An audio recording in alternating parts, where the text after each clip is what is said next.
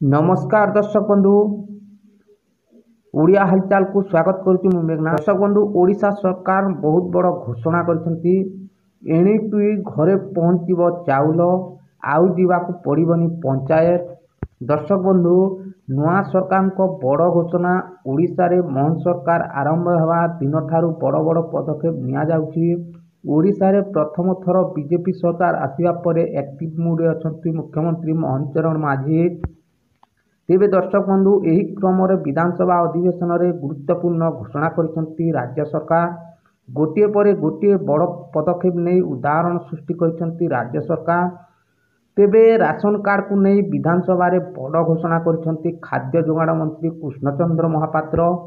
तेबे दर्शक बंधु राज्यर लक्ष लक्ष राशन कार्डधारी बड़ घोषणा करिसेंती। विधानसभा अधिवेशन में राशन कार्डधारी बड़ घोषणा करा जायतिला बेले खूब शीघ्र यार कार्यकारी हेब बोली जोगाण मंत्री कहते।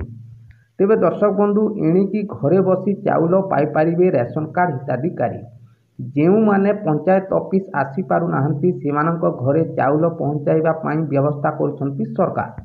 तेबे दर्शक बंधु खाद्य जोगाण मंत्री कृष्णचंद्र पात्र कहते जो माने निजे आसी राशन कार्ड नेबा को असमर्थ सेमानक घरे पहुंचीबो चाउल आउ आसीबाकू पड़िबो नाही पंचायत।